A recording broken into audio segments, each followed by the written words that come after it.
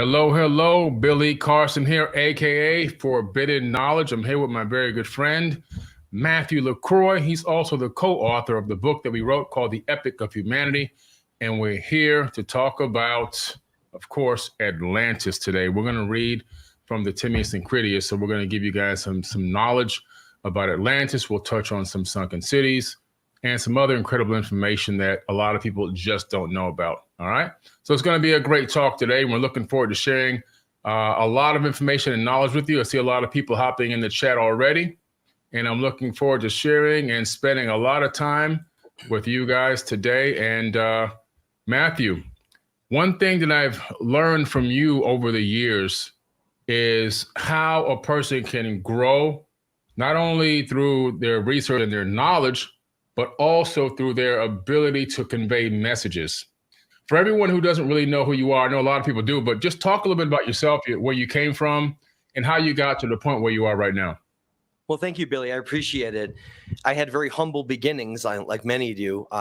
Billy actually kind of came to Maine and pulled me out and was like, hey, I want to give you a chance, right? You need on a bigger stage. I believe in a lot of what you're saying. And so 4 years ago, Billy and I met, and a lot of things have happened since then. But for those who don't know who I am, my name is Matthew LaCroix. I'm an ancient history, lost civilization, esoteric expert who specifically studies, and the expertise is ancient Mesopotamian cuneiform tablets, as well as just general ancient civilizations around the world. And so Billy and I, God, we must have met like 7 years ago or 8 years ago or something. Yeah, somewhere in that range. Yeah, way back in the day, and since then, it's just been quite a journey to see the facets of the alignments of different people that are studying these things in conjunction, these parallel paths, and having them all come in alliance and say, we want to actually change this narrative finally, taking the evidence from around the world, these ancient texts, these stories that specifically state about these catastrophes in these locations,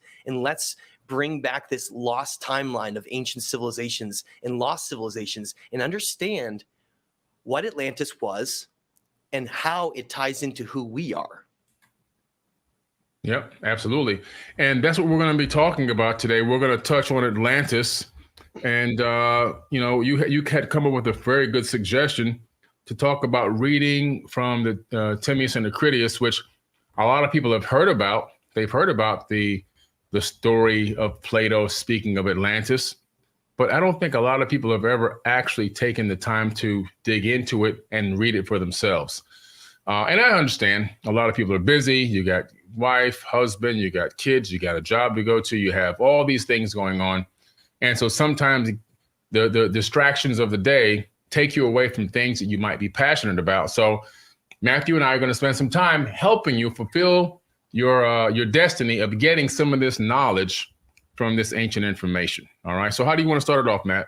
Well, I think we should lay down the foundation first. We should give people the story. Like, I think there's a lot of information where some are saying, well, this is what I think about Atlantis, or this is what I've heard about Atlantis, but let's go into the evidence. Let's start and break this out and bring people in, and then read some passages from the Timaeus and Critias, just like you said.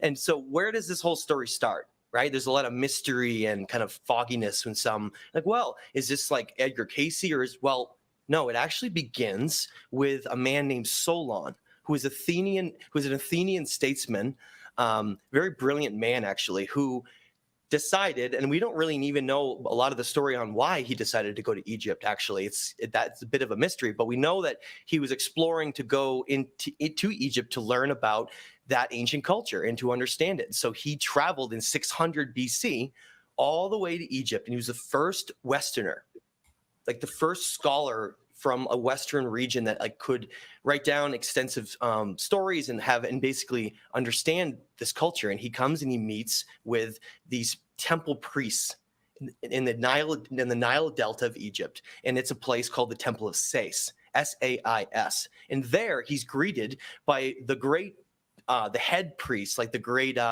You could call it the elder priest that had all this knowledge, and his name was Sancius. And Sancius his job was with these other priests at the Temple of Sais was to be record keepers. That's it. The whole point of that temple was not for worship. It was actually for records. they were keeping records in a way that's similar to the Library of Alexandria, but different.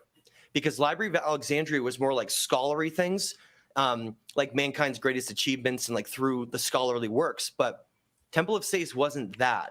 It was different. It was more of something like the Dogon. If you know anything about the Dogon elders with their protection of ancient stories, it's the same concept there. Whereas they were these priests, these elder priests, were protecting the story of us, like the entire story of our history that had been handed down by great sages and masters around history. And the only remaining place that it really existed in its totality and written and shown in these beautiful murals in this ancient temple was the Temple of Sais. That was literally the center of all of this. And so Solon just happened to go there. I think he probably knew that was an important temple. And so he went there. Sanchez greets him. He meets him. He says, Solon, I have so much to tell you. And he says, basically, we have lifetimes of human history to explain to you. And he goes on to describe to him that the Greeks, as from what he comes from, the classic Greeks, they're only just one iteration of a much more ancient story that goes back for them as well as Atlantis and Egypt. It's all connected because Greece, you find out in the Timaeus and Critias, had a proto-civilization before called the Proto-Athenians, or Athenians in that case, that predated the Greeks by thousands of years, which is why they came and merged and they were so sophisticated in their understandings of things. But at the same time, there was a civilization that had emerged that was part of Egypt in some ways, who, I mean, I believe through Thoth or the sons of Shem or something like that, or the Enoch connection, went off through Egypt and eventually created a civilization out somewhere right off of in the Atlantic. And that's what this Sanchez priest tells Solon, is he describes this entire story about an ancient civilization that existed that was basically this almost like superior civilization of our history that we don't have very little records or understanding of. But Solon had a journal. So he was sitting there and he wrote everything down that Sanchez told him. Everything, including details of the rings of the central city and what Atlantis was like, what their governing was like, what their influences were like, everything. It was like so detailed in that. And so Solon comes back. He comes back to Greece. And the first person that he tells, or at least the primary person he tells, is his name is Socrates. And Socrates then tells Diodorus and Plato. That's how it goes. It's information that comes from sources that gets handed down to these great Greek minds and these philosophers of our history.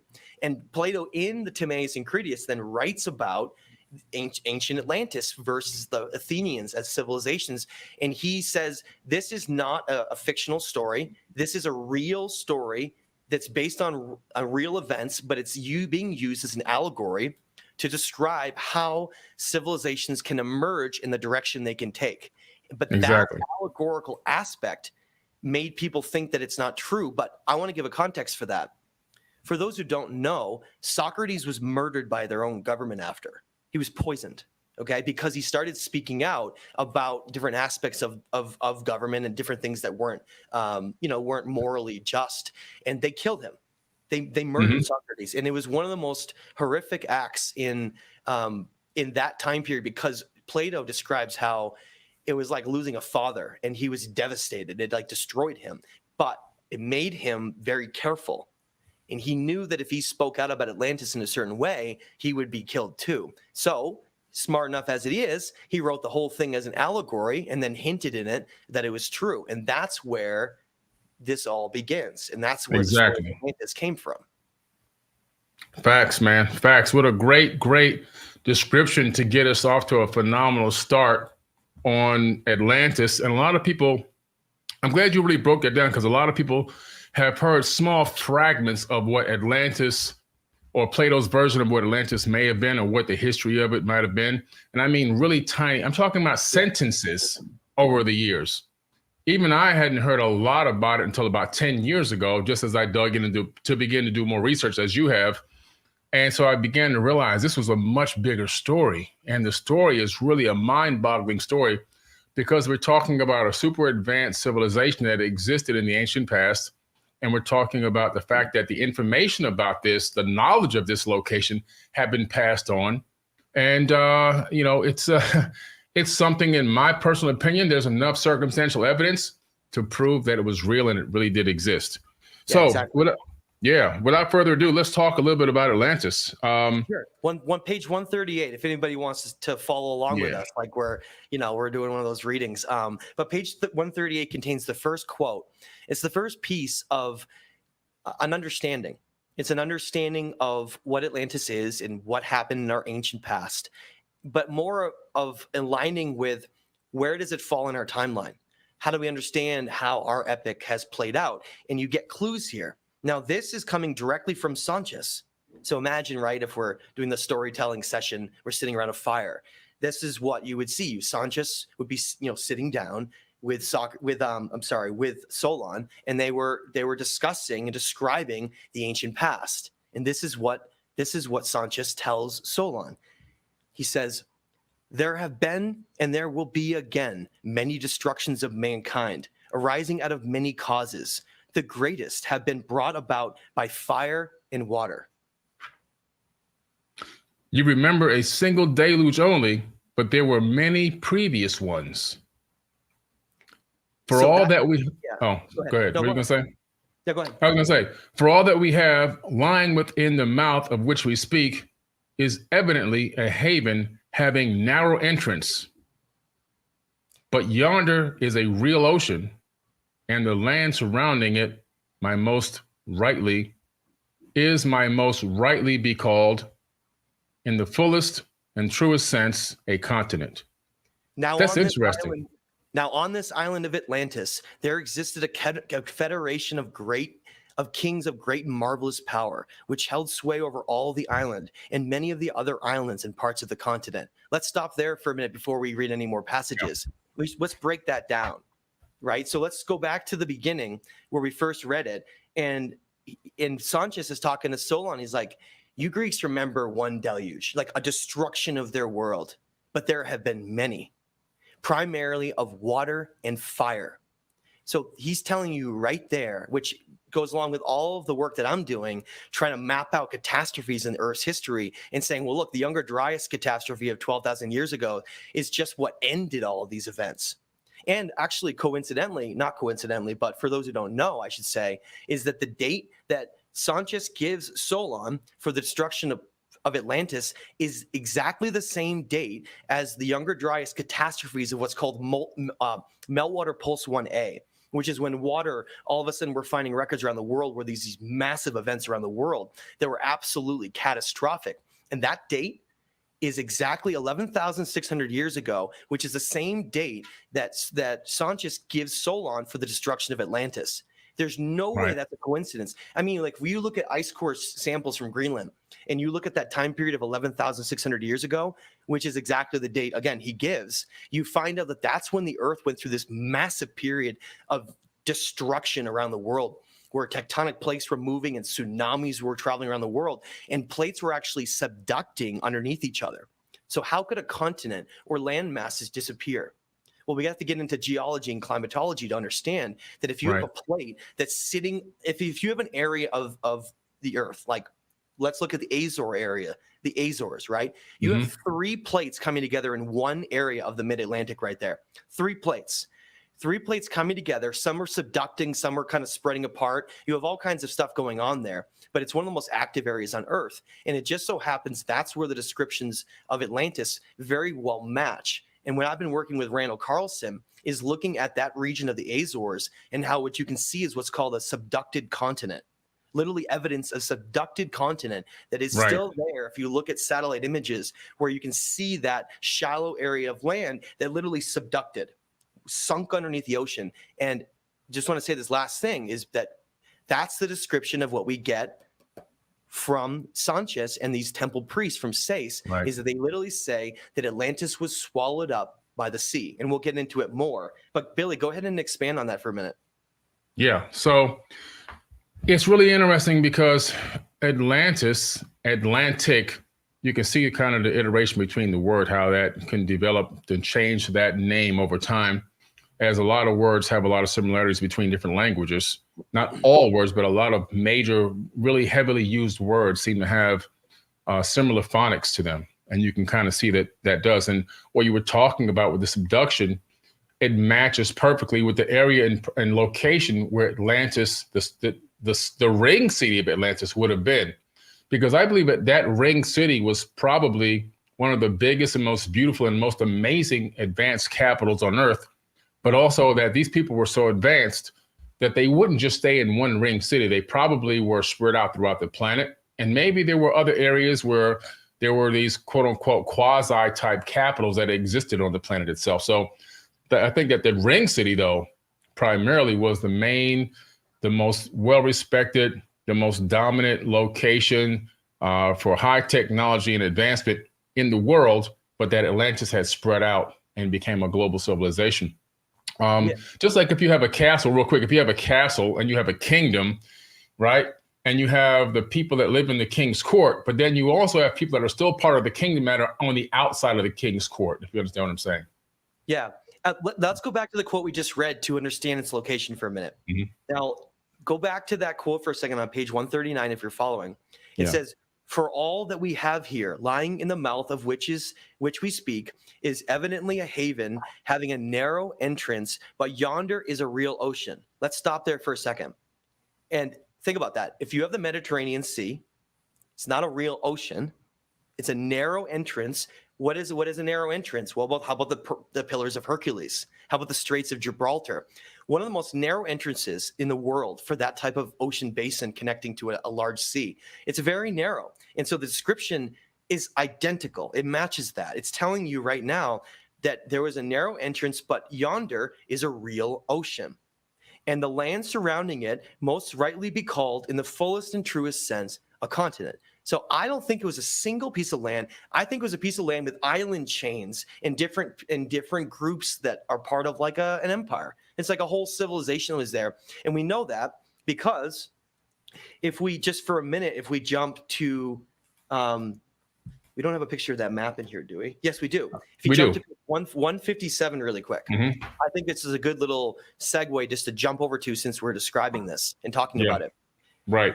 For those who don't know what this map is on page, and I can show it, on page 157 here. Okay, I'll just show that for a second. So that map is arguably one of, if not the oldest maps in the world, bar none. One of the reasons is that paper only lasts 500 to 1,000 years. So how are you going to have a map last longer? That's a challenge right there. But the reason it's so old and important is it was found in 1907 by a traveling anthropologist named Sir Aurel Stein, who is passing through a place that you wouldn't expect to find evidence of Atlantis, and that was Tibet. Tibet, which does make sense, though. If you are sages surviving the end of the world, you would probably want to go to one of the highest places to survive, and that makes sense of why Tibet might be used to house records like this. But the story of that is wild. In this small little town in Tibet, Aurel Stein, traveling through, he meets this monk. And this monk tells him that he'd been cleaning and maintaining these ancient cave libraries. And there's a whole huge amount of them. They're called the Caves of 1,000 Buddhas. It's an amazing term. And in that restoration work, he was working on cave number 16, this temple wall, and he broke through this wall of bricks and stone that had been built up and sealed. And he found one of the most ancient, important libraries in all of history. You know, it's right up there with the Ashurbanipal Library and Library of Alexandria and the Ebla Library at Assyria and some others. But in that, he found manuscripts that were written in Chinese. He found Mandarin. He found all of these ancient languages from groups around the world. But one thing in particular stood out to him. He found a map. He found an ancient map. And this is not the original map. It's one that he drew and copied over, because I was digging into the story and I found out that original map may not have survived or destroyed or something happened to it. But this is the copy of the original map that he found from this ancient cave in Tibet. Now, if you look, you'll notice that Atlantis is described as a region that stretches all the way from the Mediterranean in northern Africa all the way to the Maya area of the Yucatan. And then, of course, you see what's called Lemuria Mu in the Pacific. But what's fascinating is I want just to stare at this for a minute and look at what's happening in this map, because the reason that I give so much credibility to this is because of my understanding of studying the Younger Dryas and how the Earth looked during these catastrophes that were destroying Atlantis. What you see is that if you look at South America, you'll see that the Amazon is a giant ocean. It's literally been flooded by a tsunami, and it's all underwater. It's submerged, as well as the Southwest United States and parts of the Mississippi Valley in the United States are literally small oceans, meaning that the oceans and flooding had come up so significantly that it left behind these enormous areas of water. So if you had a massive tsunami come in or an event with flooding, it would leave behind these huge areas of water as it's passing back through and reacclimating. And that's why this map, one of the reasons it's so fascinating, is that it shows Lemuria in a state of destruction in the Pacific. It says submerged, showing you that Lemuria Mu, another civilization in the Pacific, was already disappearing and being destroyed when this was made, and Atlantis was still existing, but there was flooding and destruction throughout the Americas. And that is just fascinating because it really coincides and aligns with so much of these earth changes in history we've seen. And it makes us really then look at like these sunken ruins off of Cuba and these connections with the Maya, with these structures that they built, and if that is part of the whole Atlantis, that whole region. Absolutely. You made a good point there. Those structures off the coast of Cuba, which we have the sonar images of, I believe we put them in the book as well. Yeah, it's page 148. Yeah, because that would be great. Oh, I'm kind of far from the screen. If you could show that real quick, Matt. Happy to do it. Because I'm a little far from the camera. So in the early 2000s, what Billy is describing here that kind of fits into what our narrative is that in the early 2000s, there was a group of marine engineers that were hired by the Cuban government to explore oil and sunken treasure reserves off of Western Cuba. It's a giant, massive plateau of sand that's very smooth and flat with no rocks or structures. And they actually picked that area specifically because they knew it would make it very easy to detect anything on the bottom because there was no anomalies. It was like sand. So anything would stick out like a sore thumb.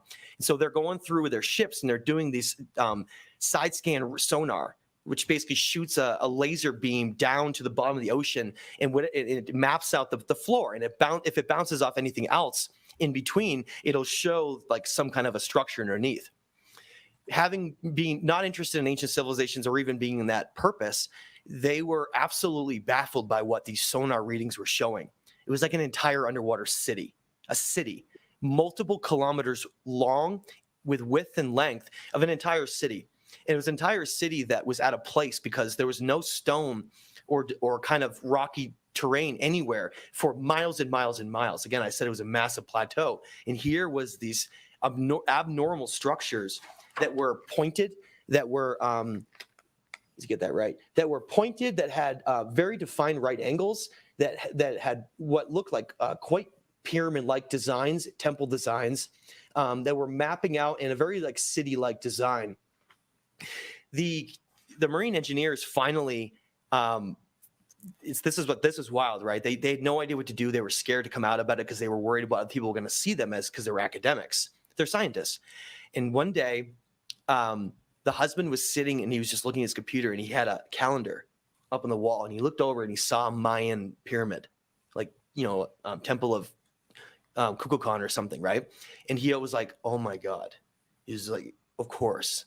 And then he then proceeded to talk to a Cuban geologist, the best geologist in Cuba, named Iturralde, who then joined a second mission with them to go out and go see what they could find. And this time they brought an underwater rover and they brought other things. And when they were out there exploring it, the rover suffered a massive mechanical error.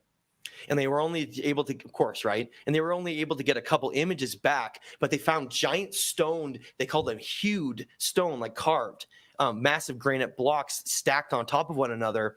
Yeah. And even the geologist said that it was very unnatural looking, and that if it was artificial, that it would have had to have been 50,000 years old based on the plate tectonics and ocean basins of that region, which does kind of align with that narrative like Edgar Cayce and with Solon and all of these descriptions of an ancient civilization that was in that whole region. So that's where that comes in and play. And it like brings up questions like, is this part of Atlantis that was sunken Not, I mean, Yes. part of it, not, not obviously the heart of it, but is it part of Atlantis that literally was only preserved because the plate tectonics dove it down at enough of a gentle rate that it didn't destroy everything? It is in a lot of chaos, but it is somewhat maintained in its structural abilities. But when I was studying the sonar readings, the original sonars, when I was working at Gaia, doing the episode for season 5 on ancient civilizations, we actually Right. found something interesting, that we found components of Mayan work and the architecture, but also specifically Egyptian work from like the Temple of Horus at Edfu, that type of design, which is going into a lot of the work that I'm doing down the road. But I want to point out, if Atlantis was a global civilization that was connected to Egypt and the Maya, wouldn't it make sense to find architecture that's similar from both? And that's what we seem Exactly. to find in these sonar readings. Right. That you hit it on the head. You're going to see similar construction styles, similar design styles, similar blueprints. The only thing you'll see that will be different tends to be the motif, like the slight artistic differences between the different sites, but primarily and fundamentally, it's really all the same. It leads back to one source, one blueprint, which is pretty interesting. Just like you see the Great Pyramid, I'm sorry, at Giza, and the two pyramids next to it that show that alignment with Orion. And then you can see that same alignment with Orion in the China pyramids. You can see the same thing in the Teotihuacan pyramids. You can also see that in Teotihuacan in Mexico, the base of the Pyramid of the Sun is virtually the same exact size as the base of the Great Pyramid at Giza. And the height of the Pyramid of the Sun in Mexico is exactly 50% the height of the Great Pyramid at Giza. Again, this is not an accident. It's not a coincidence. This is because we're talking about one master architect, or maybe a small group of master architects that then spread that knowledge out around the planet. Yeah. That's a perfect segue, Billy. I want you to read the bottom of page 139 from Diodorus. Again, this is not Plato. Mm-hmm. Yeah. How many people know about Diodorus? Diodorus is a Greek philosopher poet who is very close to Socrates.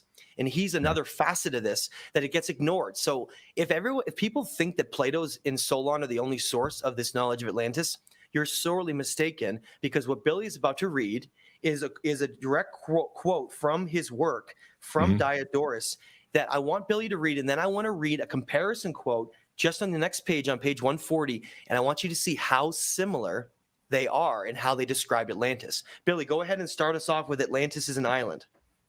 Atlantis is an island of considerable size, a number of days, voyage to the west, the dwelling place of a race of gods, also known as giants, not men. In ancient times, this island remained undiscovered because of its distance from the other inhabitants of the world. Right. And then that was from Diodorus. So that's not Plato. Okay, stay with that for a second. Now I'm going to read a segment from the Timaeus and Critias, specifically the Timaeus, that I want you to see how similar their descriptions of Atlantis are. Ready for this? A confederation of kings of great and marvelous power, which held sway over all the island and over many other islands and parts of the continent. So these are not regular men. These are demigods. Yeah. It's said by Diodorus and Plato. So what is going on here, right? Well, look at like the ancient Sumerian bloodlines, back to the original royalty of something being lowered down there and this passing around the world.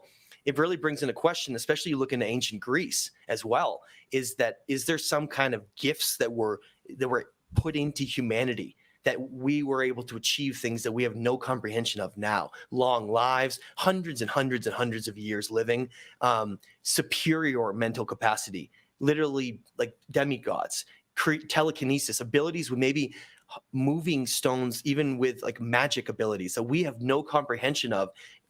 That's what it's described as, though. They're not like us. And I think that's why when we look at ancient history, these lost civilizations, we try to wrap our heads around how they built all these megalithic structures and how they understood the harmonic balance of the law of correspondence, as above, so below, and the connection, the bond. It's because they weren't like us. We are trying to get back to them, not going our own way. If we want to understand the truth of who we are and our divinity, we have to go backwards and look at those ancient teachings and what they left behind. Because if we don't, I guarantee we're going to lose ourselves in the future, and we're not going to be able to come back and find our way home. Exactly. Exactly. And, I'm glad you said that, because the past is prologue. We have to really understand what happened in the past. People always, not always, but a lot of people have come up to me and say, why are you focusing on the ancient past so much? Why are you digging deep into what happened before? We have a lot of things going on right now. Well, exactly, because when you begin to look at these cycles of civilization, you begin to see the same things happening over and over again. Forget the technology, forget technological advancement or lack of technological advancement. Let's just look at similarities between economics, between distractions and activities that are going on within these different time periods, between wars. And all of a sudden, you begin to see a lot of things syncing up between these cycles. And it's like, man, wait a minute. What is it that's keeping us in this loop? It's almost as if humanity is in this loop of rise and fall, as has been stated in many ancient texts and tablets and by many philosophers and scholars from all around the world across time. Could it be that we are rising and falling in this cycle of consciousness? And if we are, could it be that we need to discover more information about who we are and where we came from, so that we can prevent making the same mistakes over and over again? And that's what it really comes down to. What do you think, Matt? Absolutely. We think we're so superior right now with our phones and our technology, but we're like children who don't understand the wider reality of who we are and what we're a part of. We need to get off that high horse and lose that ego and realize that we're the torchbearers of the greatest humans that have ever lived on this planet. That left behind the largest structures and the connection to the cosmos and the connection to who we really are that was lost and destroyed. And we're trying to put those pieces back together. But it's our job to do that, not an external savior that's going to come down. It's our job. Billy Carson's, the Matt LaCroix, and the other ones around the world, they're the ones that are standing up to do this, because who else will? Exactly. And I want to add something to this to expand on this, but for those who don't know, it's kind of a cool little angle of the Atlantis story that a lot of people haven't heard of. And that is that there was an American congressman. A lot of people might not know about this. In 1882, an American congressman, one of the highest levels of our political system, became absolutely fascinated by Atlantis because he was reading Diodorus and reading Plato's work. And he ended up publishing his own book called Atlantis, the Antediluvial World. And he got laughed out and kicked out of government. But he made a lot of really important points. He described how Atlantis itself had blueprints and these left behind structures that seemed to echo something that once existed that was long ago gone. I point out things like Minorca in Spain. Now, if anyone hasn't heard of Minorca in Spain, Minorca has the largest T-shaped pillars, if not larger than some of the Göbekli Tepe ones, that are in some ways, some of them are 60 tons and over 30 feet tall. They're absolutely massive, these massive T-shaped pillars, and nobody knows who built them. Nobody. The local people of Minorca have no idea who built them. We just know that shape is an integral shape around ancient civilizations that ties into energy and understanding higher consciousness somehow, because some of those pillars have depictions on them, like Pillar 43 at Göbekli Tepe, that show this knowledge being passed down and handed down from somewhere. And the reason I'm saying that, though, is there is evidence left behind of something. There's evidence left behind all around, if you know where to look around the world. And I think the next place to go to that, to explain that, is Egypt. Because what's fascinating about Egypt is that at the temple I mentioned, called the Temple of Horus at Edfu, there's a very important set of writings and texts that are there and hieroglyphs that are written in the walls. And what that is called Zep Tepi. And Zep Tepi there, that Billy knows, it describes all about this primordial place once that existed that was destroyed, and that the people had to flee, and then great sages had to then create other civilizations, which is exactly what Thoth says in ancient Egypt, that's what original Egypt came out of, which was known as Kemet, or the land of Kem, that was the original civilization that emerged out of the ashes and destruction of Atlantis. And that was why they were so sophisticated and advanced. Billy, why don't we talk a little bit about ancient Kem? Yeah. Well, we know that ancient Kem, or ancient Kemet, is the place where we get the origins of chemistry and alchemy. and that's the origins of that in ancient Kemet. That's ancient Egypt. Now it's called Egypt.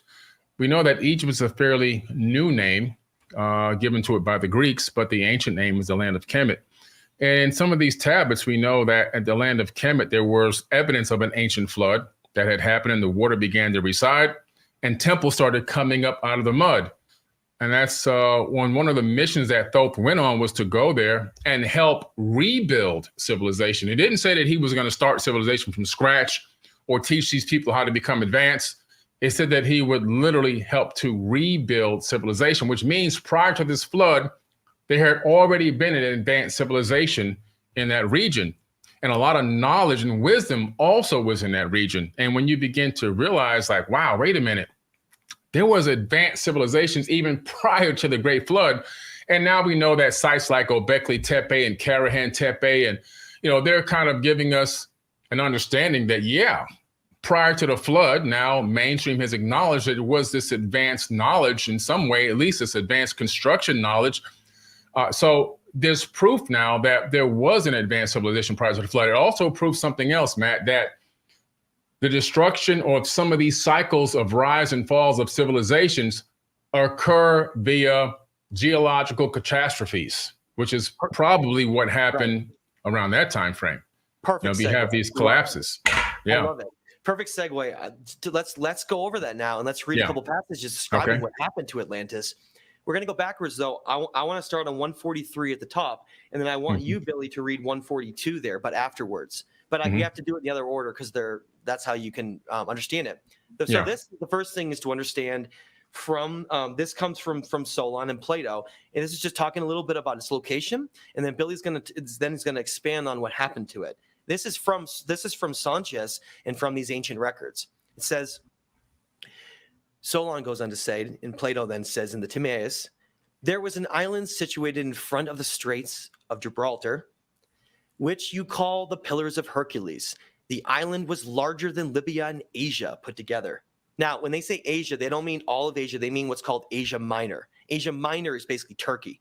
Okay, that's what Asia Minor really is. Yeah. But that's what they're saying is, like, it's a large place west of the Pillars of Hercules that existed in a superior state than really like the rest of the world. They were a highly advanced culture. Now, Billy, what happened to them? It says, but afterwards there occurred violent earthquakes and floods. And in a single day and a night of misfortune, all of your warlike men in a body sank into the earth. And the island of Atlantis, in like manner, disappeared in the depths of the sea. For which reason the sea in those parts is impassable and impenetrable, because there is a shoal of mud in the way. And this was the cause of the subsidence of the island. And so, wow. Right. And that's why we find that subducted continent evidence in the Azore region, which is, that's what Randall Carlson and I have really been talking about a lot is that really like part of the remnants? Is it? It's a question. It's not an answer. It's a question. But a lot of the characteristics are present there. The subducted continent. Think about it. If you had a shoal of mud left over from all of these pieces of landmass that have subducted, and like there's these layers of mud, you would have to have it be in a place where the oceans were much more shallow.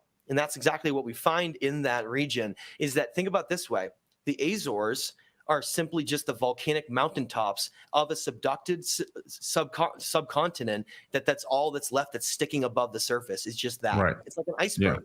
It's like an iceberg. It's only the very tips. Which is why I believe, man, we're going to find so much stuff underneath the ice. So I'm pretty sure they've been scanning it, they meaning the governments of the world, and finding out what's going on in Antarctica and places like that where the ice caps are melting and where there's more access available. Because I'm pretty sure there's so much there. And what's interesting along the lines with this kind of disaster situation is we have to understand that when they find animals in Antarctica that are beginning to come out of this frozen ice, and they take them to a laboratory and they do an autopsy, they cut them open, they find undigested food in their stomachs, undigested food. And based on what I just read, these types of geological disasters appear to have happened in the ancient past, because we now know that there's enough circumstantial evidence when you're talking about animals flash frozen with undigested food in their stomachs.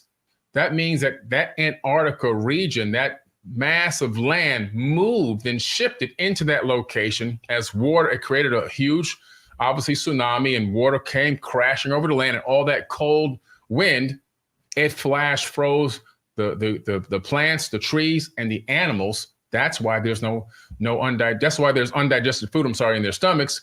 And also, to me, it means that part of another advanced culture lost to a geological disaster. Yeah, let me expand on that, Billy, and talk about that a little bit. That's important. I love that story of talking about how they found this, and I want to share that. In 1901, there was a man named Edward Toll who was part of these Arctic explorations in the Arctic in the north, not in Antarctica, but the Arctic. And there they were exploring and cataloging species they found, evidence of anything. It was just a scientific expedition, and it specifically was focused on a place called the New Siberian Islands. And so Edward Toll goes up with his crew, and imagine back in the day. I mean, that was, talk about an expedition of challenges. Like, we can't even comprehend it. Like, in a ship like that, getting stuck in massive areas of ice and having to basically chop your way through, and then sometimes never making it out, which is actually, I'll jump ahead to the end. Edward Toll was subsequently on future trips never seen ever again, and nobody knows what happened to him. So whatever that epic story was, I'm sure it was epic. But what did Edward Toll find?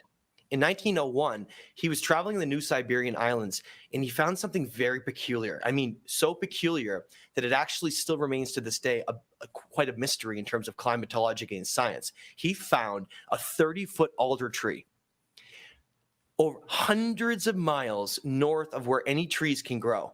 And if anybody knows about the Arctic, it's barren. There's nothing that grows there except lichen and very, very, very small little conifers that usually are stunted. You can't grow anything. It's just so inhospitable. And here it was in this bizarre, way up in the Arctic Circle, on this New Siberian Islands, is a 30-foot alder tree. Now, it wasn't alive anymore. It was frozen. And I mean frozen. It was flash frozen. And not only that, it was flash frozen with green leaves. Green leaves. Now, think about this for a second. Here you have a place hundreds of miles in the north on the Arctic Circle that should not have any trees growing. And somehow the climate manages to get so warm at a certain interval that it allows a 30-foot tree to grow. Like, if anybody knows anything about biomes, that is insane. But more importantly, the tree grows out in a place that it's not supposed to grow because it gets too warm. Then it gets so cold so fast that the tree freezes in the middle of summer instantly with green leaves. Edward Toll was fascinated by that.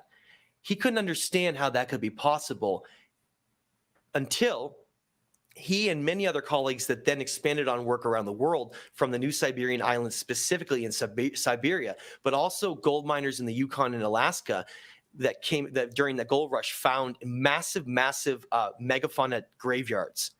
Massive. Randall Carlson estimates that there were 44 million or so, if I can quote him correctly, 44 million megafauna deaths.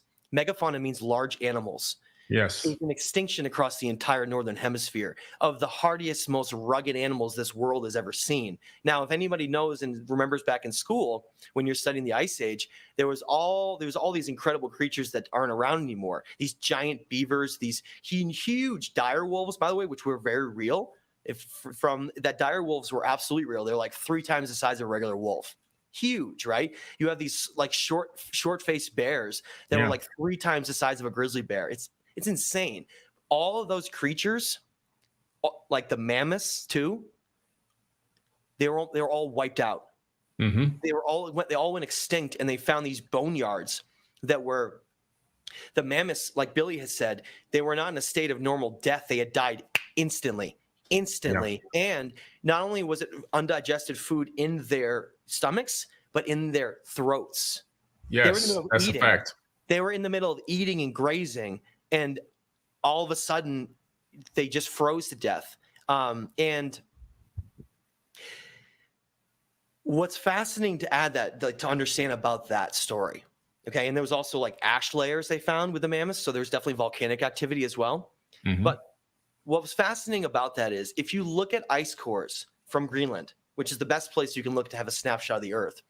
That time period of the last ice age, you see what's called, before the Younger Dryas, there's what's called the Older Dryas. It's around 14,500 years ago.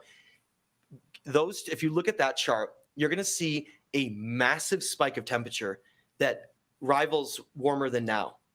Massive, massive, massive. It like literally spiked on the Earth out of an ice age. That's what's so wild. Is it's one of the reasons why there was catastrophes around the world, because you had miles of ice around the northern ice fields. Like Canada literally didn't exist. It was just an ice cap. The whole entire country of Canada was like multiple miles of an ice cap that was called the Laurentide ice sheet. That had these subsequent melting and freezing. But the point I make is that spike in temperatures coincides exactly with what could have allowed this 30-foot alder tree to grow out of nowhere. But the spike of temperatures is so narrow, it like goes up and it hits a point and then it just plummets, which would make total sense how that tree and those mammoths would all just freeze to death. Now, how cold does that have to be, though? Ready for this?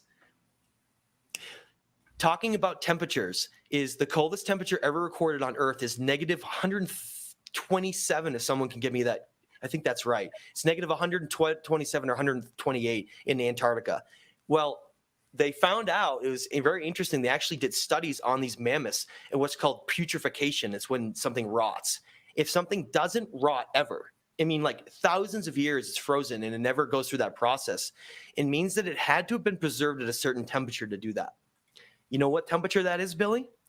What's that? The only temperature that you can do to freeze a tree like that and to freeze mammoths instantly is negative 150 degrees below zero. Wow. Negative 150. That's that would really, break our really coldest cold record ever that we've ever recorded by over 20 degrees. Meaning that that's how something like this could have happened with like the end of the world, because that's the same time period where all those megafauna are dying and all that's happening.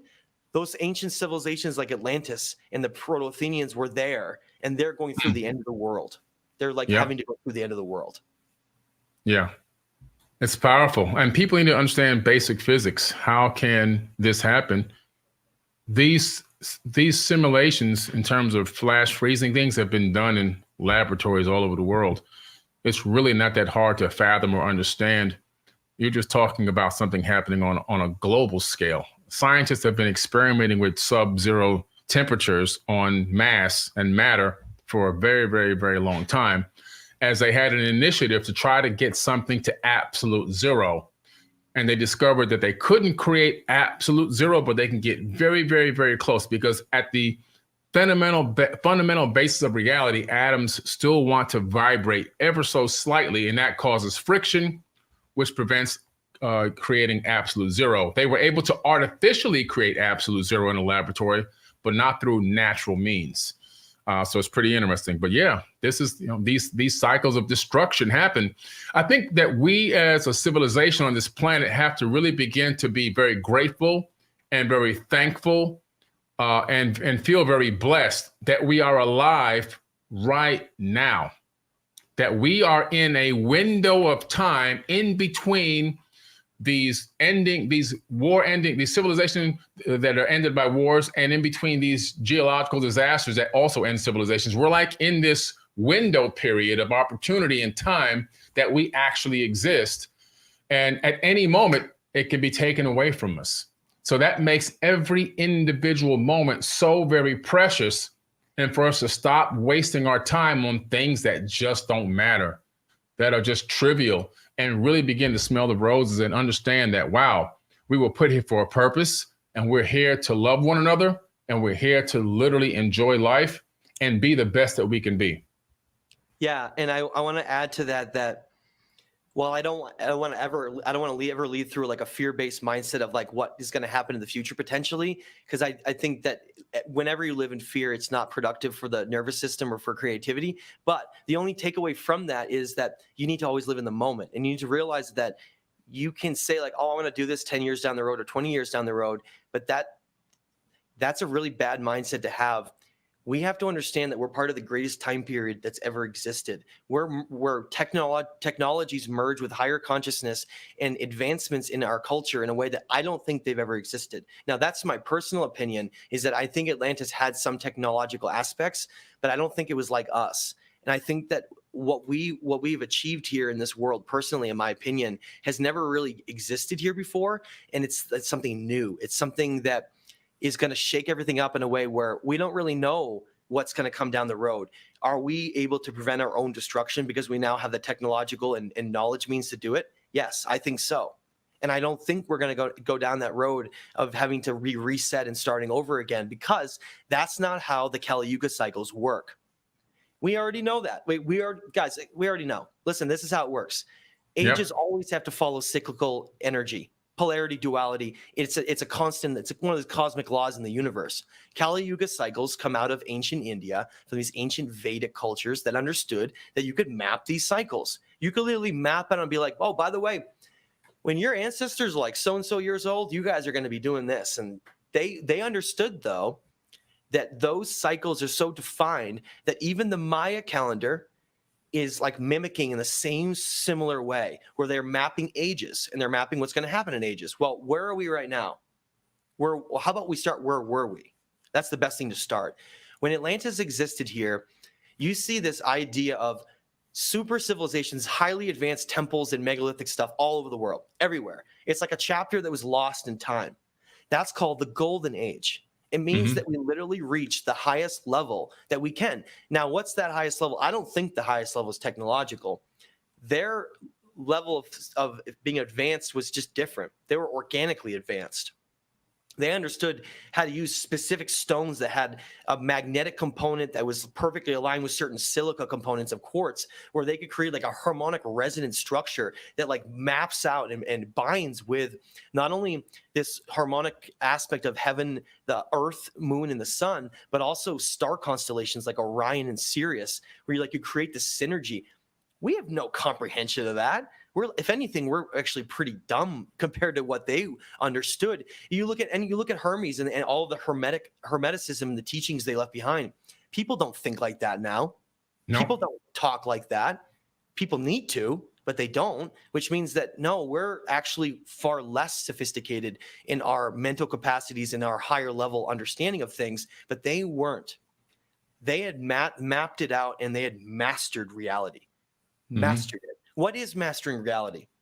Well, it would mean you'd have to have a perfect cohesive balance of your advancement would have to also be perfectly balanced with the harmonic balance of the earth, so that you didn't destroy your world and then become an empire that's unsustainable.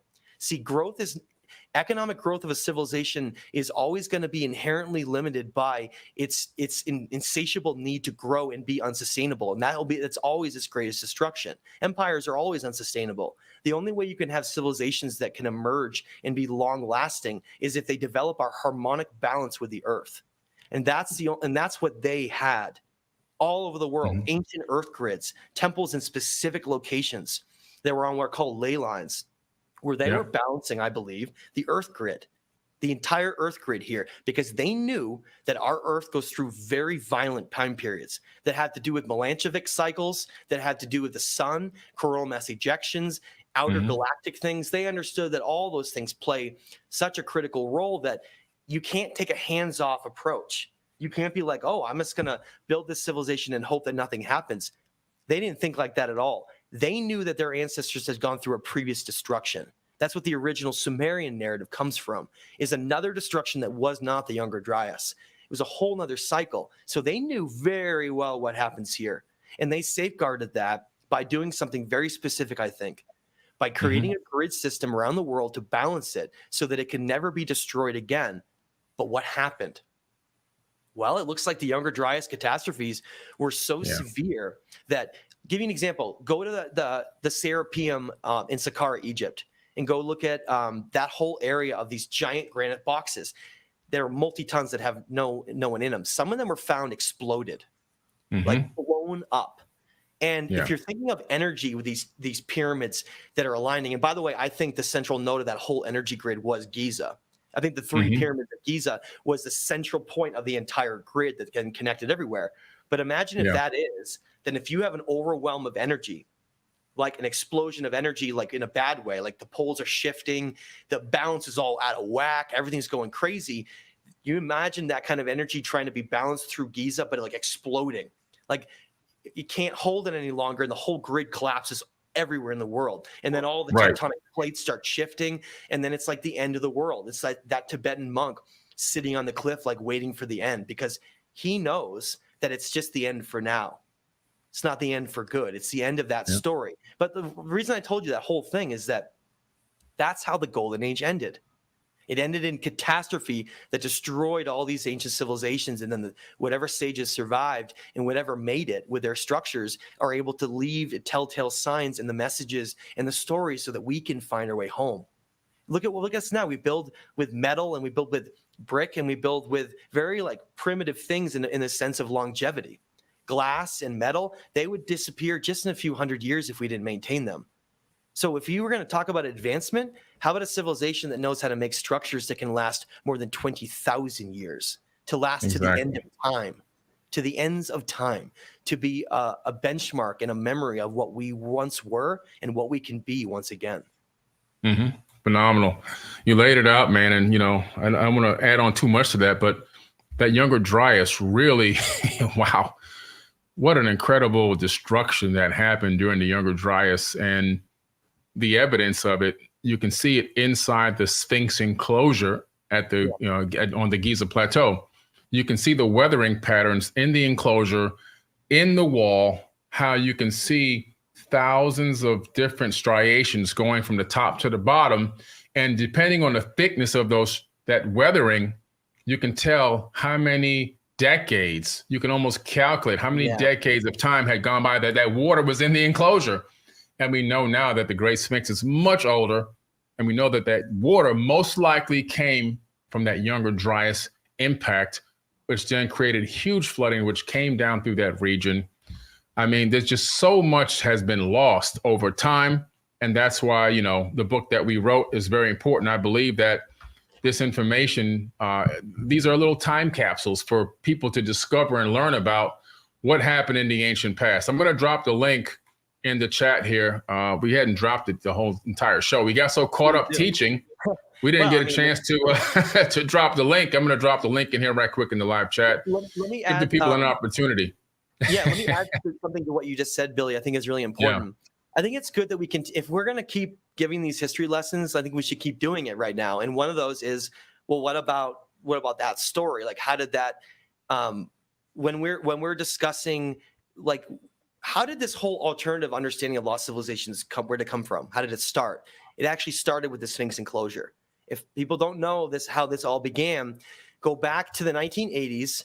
Nobody was really talking about lost civilizations except Posnanski, who visited Tiwanaku. He was like one of the only ones. There was like a couple like in there just discussing a little bit, but it didn't blow open until the 1990s with a man named John Anthony West. Now, John Anthony West, one of the most brilliant men, in my opinion, amazing man.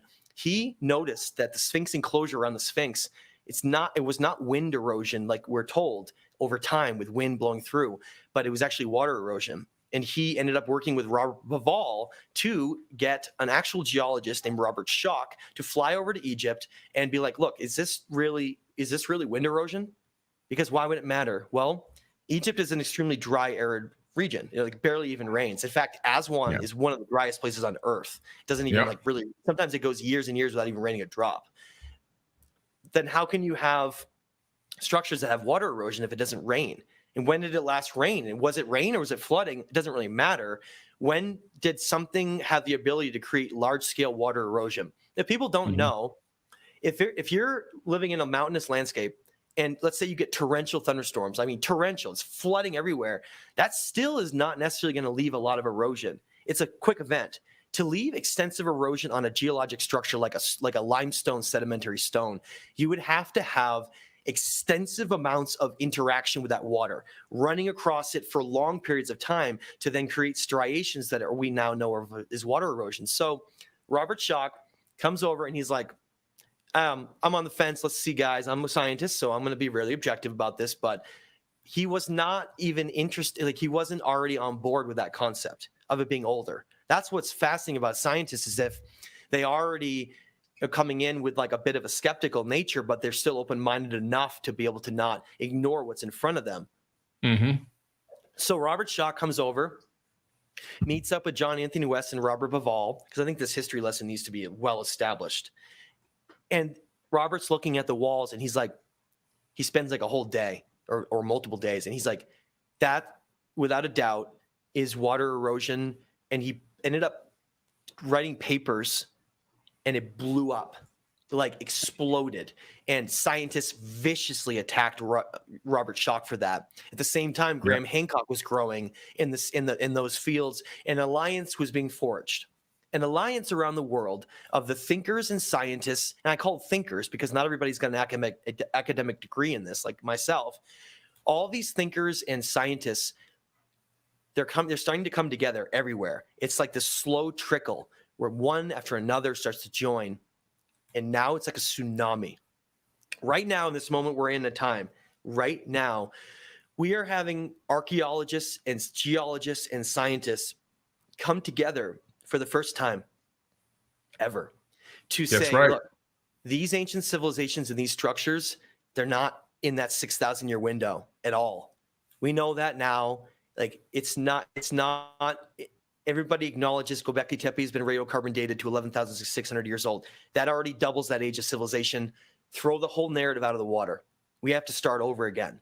And we're right now in the infancy of recreating our timeline with experts and scientists to finally acknowledge that the entire story of what we know of our history is wrong.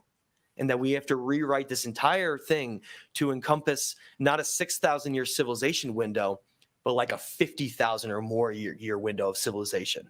And that's what is so exciting about living right now. Ignore all that silly distraction and fear and war. That's just humanity going through the dark night of its soul into Aquarius. That's all. It's nothing. All of its distractions. We are on the cusp of greatness right now with discoveries and understandings that haven't happened in thousands of years. It truly is that term, the awakening here of higher consciousness. Yep. Man, Matt, you put it so beautifully. And on that note, we're going to end. I'm going to drop the link in the chat. Make sure you guys get our book. The book is The Epic of Humanity. You should read this book. And one thing that's amazing about this book, this is a reference book. The whole book is a reference. The book itself, page by page, it gives you the name of the text. It gives you the record of the ancient historical fact. It gives you an excerpt from that ancient record, whether it's a cylinder scroll, a papyrus, whether it's a scripture, whatever it is, it's all referenced on each and every individual page. So every page, you can say, oh, they're talking about the Mahabharata. And there's an excerpt. You can read that excerpt, and then you can say, you know what, this is really interesting. I want to go get the whole entire Mahabharata and read the whole thing for myself. Exactly. I want to go get the myth of Adapa. I want to go get and read, all these different texts that we have in here. And now you've got the excerpt. You have enough to pique your interest and to begin to paint a picture. And now because this is a book of sources, you now can say, you know what, I want to go get this entire thing. I want to go find out more about the Book of Enoch or whatever we've referenced in here, right?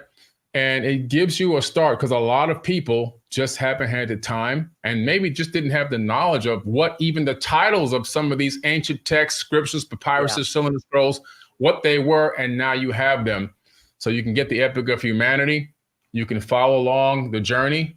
You can see Matt's incredible timetable in here. And then you yourself can become a great researcher as well and begin to spread knowledge around the world.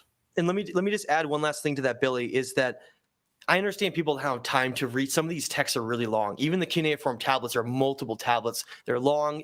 I understand. We're not all scholars. We don't all have enormous amounts of time. That's why Billy and I have the massive expertise and understanding of studying this for so many years that we've picked out not only the best translators that have done it to be the most accurate for you, so you don't have to worry, but it's also the excerpts from those important parts of those texts that if you want to go expand and read it, you can. But you'll know that if I was to just tell someone, go read the Atrahasis, they're going to get lost in it. They're just going to get lost. But if you point out areas that are specifically about certain things that they can focus on, it then changes the dynamic. And that's why if people to this book encompasses like the greatest of these teachings, not just the greatest teachings, but like the greatest of these teachings, to be all preserved so that humanity can't forget all of what we've grown and put together with the great sages and mystics of our time. That can't disappear. That's the most important thing we have of anything. Yep, absolutely. Absolutely. So with that being said, thank you. We appreciate you. Thanks for coming on. I'm going to drop the link in the chat. Again, guys, go get The Epic of Humanity. It's a bestseller on Amazon, and for a very, very good reason. And Matthew and I will be back again to read some more from The Epic of Humanity. All right. We're going to continue to teach and drop some history on you guys and give you a chance to expand upon what it means to be a human being living in this current time, in this era. What does it mean to us, and where can we go? How can we get there? So thanks, Matt. We appreciate you, man. Thank you, Billy. Thanks, everyone, for listening. Until next time. All right, cool. Catch you later, bro.